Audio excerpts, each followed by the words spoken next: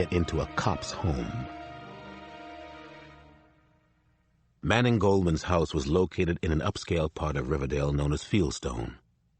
Police cruisers and a flock of television vans and trucks were parked on the narrow and pretty residential streets.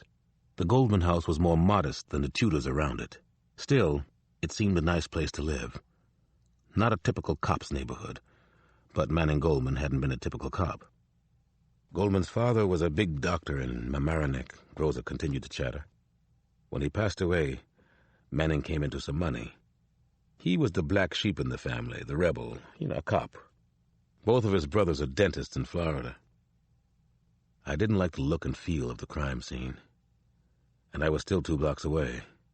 There were too many blue and whites and official-looking city cars. Too much help, too much interference. The mayor was up here early, Rosa said. A cop gets killed in New York, it's a huge thing. Big news, lots of media.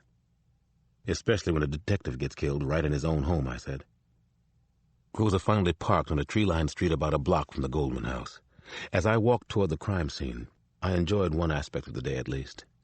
The anonymity I felt in New York. In Washington, many reporters know who I am. If I'm at a homicide scene, it's usually a particularly nasty one. A big case, a violent crime.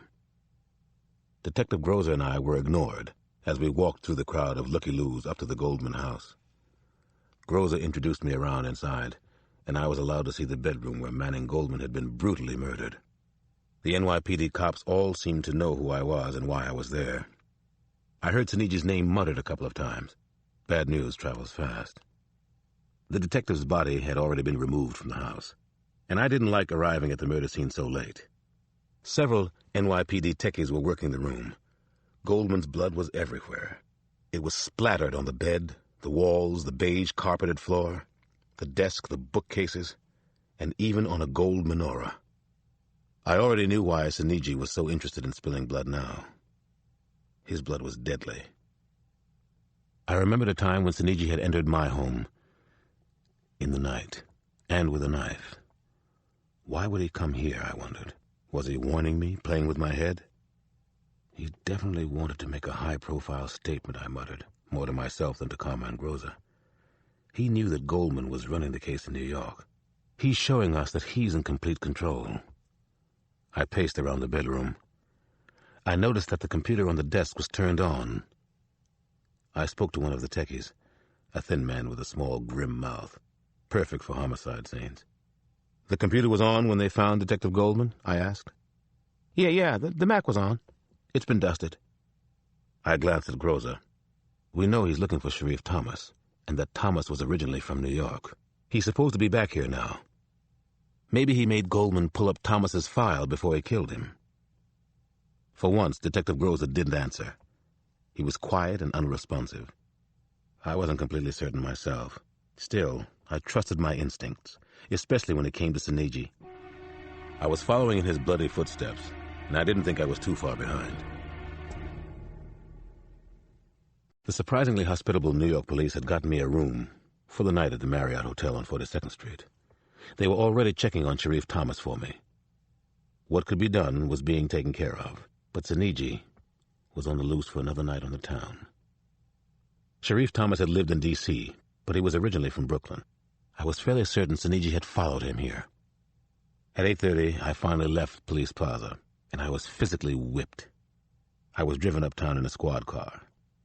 I'd packed the duffel bag, so I was set for a couple of days, if it came to that. I hoped that it wouldn't. I liked New York City, under the right circumstances. But this was hardly Fifth Avenue Christmas shopping in December. Around 9, I called home and got our automatic answering machine. "Jenny," she said, "Is this E.T.? You calling home?" She's cute like that. "How are you, my sweet one, light of my life?" Just the sound of her voice made me miss her, miss being home with my family. I called Christine when I thought I had my head screwed on straight. We talked for almost an hour. Easy, effortless talk. Something was changing between us. I asked if she wanted to spend some time together that weekend, maybe in New York if I still had to be here. It took some nerve for me to ask. I wondered if she could hear it in my voice. Christine surprised me again. She wanted to come to New York. She laughed and said she could do some early Christmas shopping in July, but I had to promise to make time for her. I promised.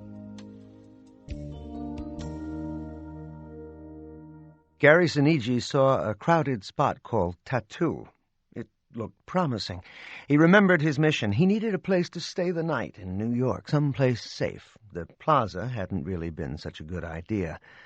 Tattoo was filled to the rafters with a lively crowd come to talk, rubberneck, eat, and drink. The first floor was a supper club. The second floor was set up for dancing. Stylish businessmen and professional women in their 30s and 40s came to Tattoo, probably straight from work in Midtown. It was a Thursday night. Most of them were trying to set up something interesting for the weekend. Sinigi ordered a white wine, and he began to eye the men and women lined up along the bar. They looked so perfectly in tune with the time, so desperately cool. "Pick me, choose me. Somebody please notice me," they seemed to plead. He chatted up a pair of lady lawyers, who unfortunately were joined at the hip. He learned that Teresa and Jessie had been roommates for the past 11 years. Jesus! They were both 36. Their clocks were ticking very loudly. They worked out religiously at the Vertical Club on 59th Street, summered in Bridgehampton, a mile from the water. They were all wrong for him, and apparently for everyone else at the bar. Sinigi moved on. He met an advertising art director, a creative director in a large ad factory on Lexington Avenue. Jean Summerhill was originally from Atlanta, she told him. She was small and very slim, with blonde hair, lots of it. She wore a single trendy braid down one side, and he could tell she was full of herself. In an odd way, she reminded him of his Meredith, his Missy. Jean Summerhill had her own place, a condo. She lived alone a few blocks from Tattoo. She was too pretty to be in here alone, looking for company in all the wrong places. But Sinigi understood why. Once they'd talked, Jean Summerhill was too smart, too strong and individualistic for most men. She scared men off without meaning to, or even knowing that she had. They talked easily, the way strangers sometimes do at a bar. Nothing to lose, nothing to risk. She was very down to earth. "You're easy to talk to," she said over their third or fourth drink. "You're very calm, centered, right?" "Yeah, I'm a little boring," Sinigi said. He knew he was anything but that. "Maybe that's why my wife left me. Missy fell for a rich man, her boss on Wall Street. We both cried the night that she told me. Now she lives in a big apartment over on Beekman Place. Real fancy digs." He smiled. "We're still friends. I just saw Missy recently." Jean looked into his eyes. There was something sad about the look. "You know what I like about you," she said. "It's that you're not afraid of me." Gary Sinigi smiled. "No, I guess I'm not." The two of them left Tattoo and went to her condo together. I stood all alone on 42nd Street in Manhattan, anxiously waiting for Carmine Groza to show. The homicide detective finally picked me up at the front entrance of the Marriott. I jumped into his car and we headed to Brooklyn. Something good had finally happened on the case, something promising. Sharif Thomas had been spotted at a base house in the Bedford-Stuyvesant section of Brooklyn. At 7 on Saturday morning, traffic in the city was a joy to behold. We raced west to east across Manhattan in less than 10 minutes. We crossed the East River on the Brooklyn Bridge. The sun was just coming up over a group of tall apartment buildings. It was a blinding yellow fireball that gave me an instant headache. We arrived in Bed-Stuy a little before 7:30. I'd heard of the Brooklyn neighborhood and its tough reputation. It was mostly deserted at that time in the morning. Racist cops in D.C. have a nasty way of describing this kind of inner-city area. They call them self-cleaning ovens. You just close the door and let it clean itself. Let it burn. Nana Mama has another word for America's mostly neglectful social programs for the inner cities. Genocide. The building that Sharif Thomas was in turned out to be 2-storied, with faded gray shingles and some broken windows. It looked as if it had been condemned a long time ago. Thomas was still inside the crack house. Groza and I settled in to wait.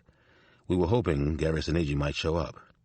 I slid down into a corner of the front seat. The neighborhood began to wake up and show its character around 9 or so. A couple of elderly women in blousy white dresses walked hand in hand toward the Pentecostal church up the street. Time passed slowly. It almost always does on surveillance. I had a thought about the neighborhood. Tragedy can be addictive, too.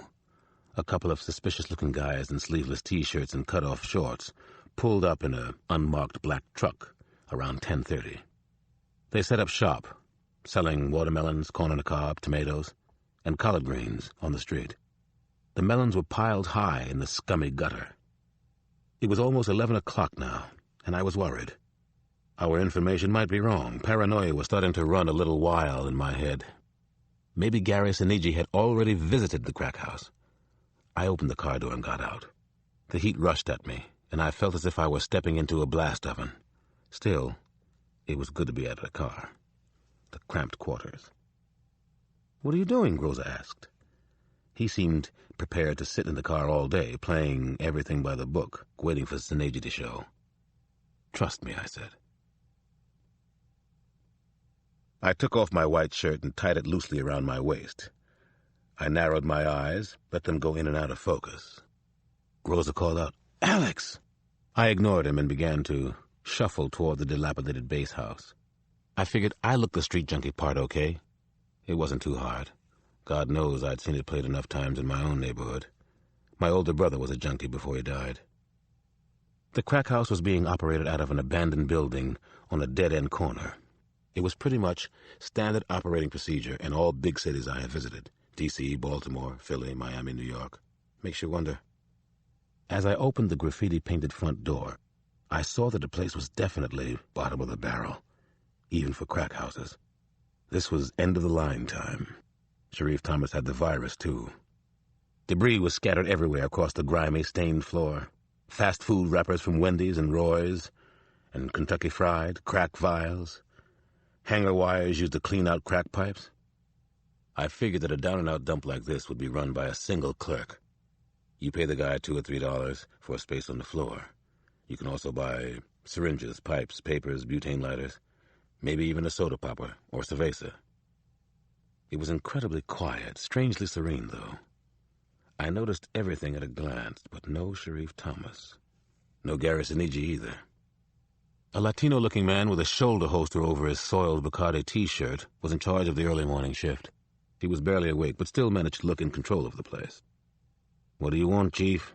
the Latino man asked in a low grumble. "A little peace and quiet," I said. I kept it respectful. I handed him 2 crumpled bills, and he turned away with the money. "In there," he said.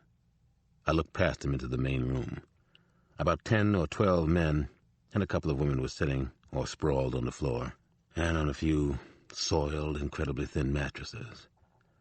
The pipeheads were mostly staring into space, doing nothing, and doing it well. No one noticed me, which was okay, which was good. No one much cared who came or left this hellhole. I still hadn't spotted Sharif or Sinigi. It was as dark as a moonless night in the main room of the crack house. No lights except for an occasional match being struck. I spotted Sharif Thomas on one of the mattresses near the rear of the dark, dingy room. I recognized him from the pictures I'd studied at Lorton. I forced my eyes away from him. Could Sinigi be there, too? I wondered if there was a back door out. I had to find a place to sit before Thomas noticed me. I made it to a wall and started to slide down to the floor. I watched Sharif Thomas out of the corner of my eye, and all kinds of unexpected madness and chaos broke out inside the base house. The front door was thrown open, and Groza in 2 uniforms burst in. "Police, don't move!" Kaman Groza yelled. "Nobody move! Everybody stay cool!" He sounded like a street cop anyway. My eyes stayed glued to Sharif Thomas. He was already getting off the mattress, where he'd been content as a cat just a few seconds ago. Maybe he wasn't stoned at all. Maybe he was hiding. I grabbed for the semi-automatic under my rolled-up shirt, tucked in the small of my back. I brought it around in front of me. I hoped against hope I wouldn't have to use it in these close quarters. Thomas raised a shotgun that must have been hidden alongside his mattress. The other pipehead seemed unable to move and get out of the way. Every red-rimmed eye in the room was opened wide with fear. Thomas's street sweeper exploded.